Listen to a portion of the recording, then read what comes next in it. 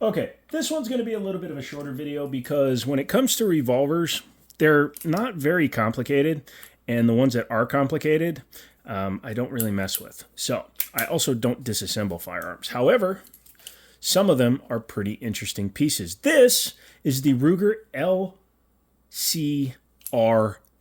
chambered in 38 Special, and as you can see, based on its dull finish, this is mostly polymer with obviously steel for the barrel and the way that's cut. Oh, that's kind of cool looking.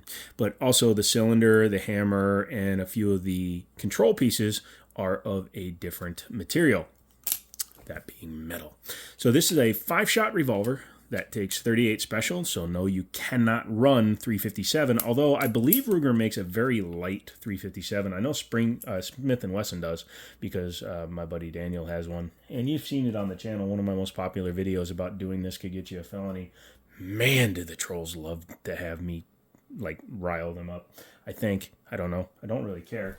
But yeah, I'm not a big revolver guy. I've only got a few. My favorite currently is this little guy right here. This is the Burgo 22 long rifle revolver with a swing out 8-shot cylinder. And I run snap caps in this guy because it has such a short trigger on it that I'm always worried that I'm going to accidentally dry fire it. Yes, believe it or not, I do understand that dry firing certain firearms can be bad for them. I also realize that I'm not a little girl. But as you can see, beautiful gun. I've done a video on that. You should check it out. Did I do a video on it? I'm pretty sure I did a video on it. Somebody let me know down in the comments whether or not I did. Look, I'm the Joker. Anyway, back to this guy. Ruger has been making beautiful revolvers for a long time. This ain't one of them. This is a utilitarian piece. Excuse me for a second. Thank you for being patient with me. My back itches right now. Anyway, as I was saying, this is more of a utilitarian piece. It is not designed to be as pretty as a Colt Python or a Ruger GP100 or any of those firearms. This is a purpose-built firearm with... Sounds like a high point.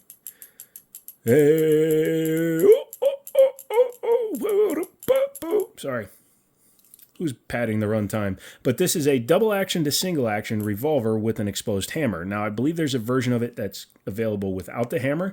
Bobbed hammers are more safe for pocket carry, purse carry, bag carry, carry Underwood, and carry Carruthers. If you're old enough to remember that, you should put carry in the comments. But anyways, it is a 5-shot revolver with a swing-out cylinder, making it a pretty modern gun. This one is so light that I couldn't do the cylinder flip even if I wanted to unless it was loaded. Has a steel trigger, as I was saying, and it has a pretty decent grip. I'm actually surprised at the size of the grip, but I guess you could do that when you don't have a ton of weight that you're fighting. You can put a larger grip on it. Excuse me again. Oh, thank you for being so patient. We are back, of course. But where was I? Oh, yeah. The size of the grip compared to the weight of the gun and the purpose of the gun. Obviously, you want a slightly bigger grip, especially when you have a lightweight platform to help mitigate your recoil.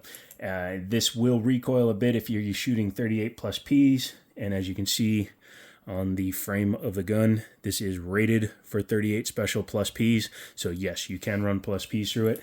I wouldn't recommend shooting exclusively plus Ps on it. You want to train if you're going to be carrying plus Ps for self-defense. For those of you that don't know, plus P means, well, more. I'm not 100% sure what it stands for, but plus P is basically, think of it as plus power. So it makes it much hotter than a standard 38, but still a lot lighter than a 357, which was the parent cartridge. Someone in the comments, tell me if I'm backwards, because I've made a video before and everybody screamed at me. But 38, 357, same cartridge diameter, just one is longer and has a bigger bullet. So yeah, the sights on it are not terrible, although they're not great for self-defense, for like speed shooting, because as you can see, the front sight is just a blade. That is Ruger that did that. So although it is removable, so it's pinned in there, maybe there's an option for it. The rear is adjustable for windage and elevation, which I'm actually impressed with. So as you can see, you have elevation and windage. So windage, elevation.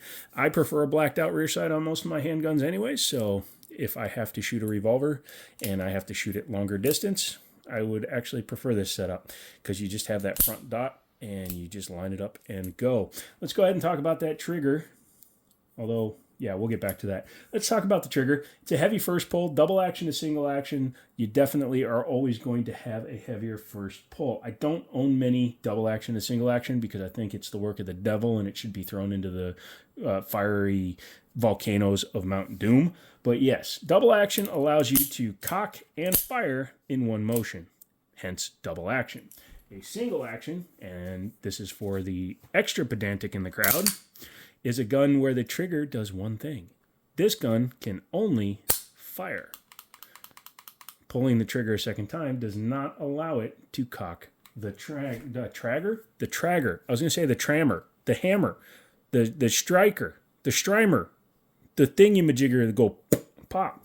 But yeah, so since it has a double action, first shot, it's much heavier. It helps for when you're reholstering. You can put your thumb on the back of the hammer, insert it into your holster.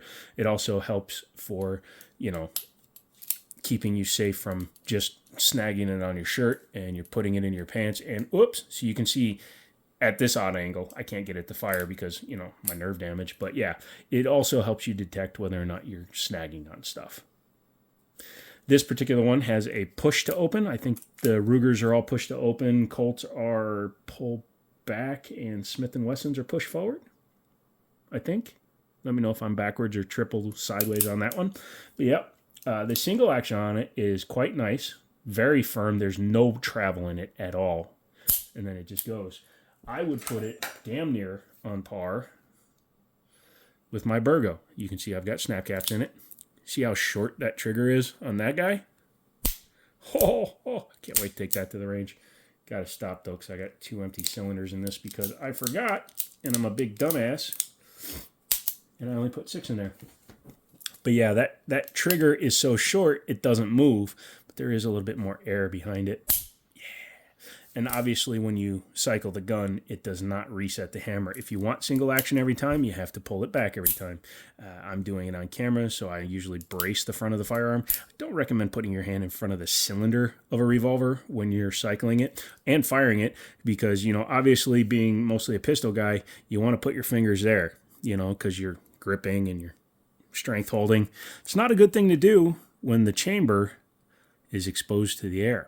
So when the gun cycles, it needs to be able to move each bullet into position. So it needs to have that clearance, unlike a semi-automatic firearm where you pull back, it feeds up from a box magazine, and the slide of the gun is actually what pulls the next round into position. So this does leave that gap there. It's not as big a deal on a 22 or a 9mm or even a 38.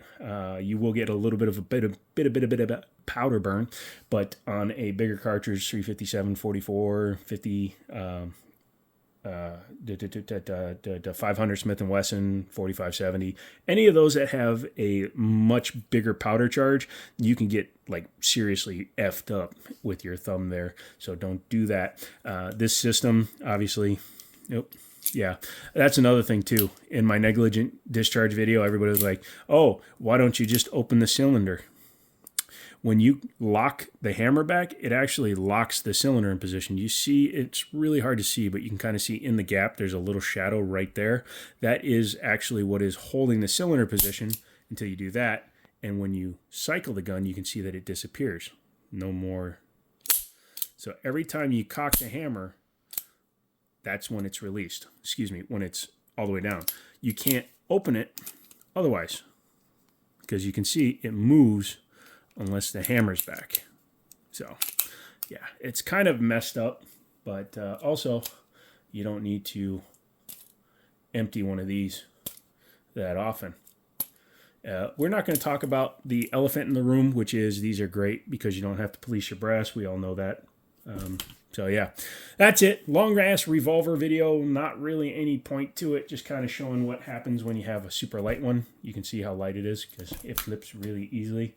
Yeah, I'm flipping it onto my couch. I don't want to hear anybody screaming, oh, he disrespects his firearms. No, I disrespect your firearms, especially those of you that are using Glocks. Yeah.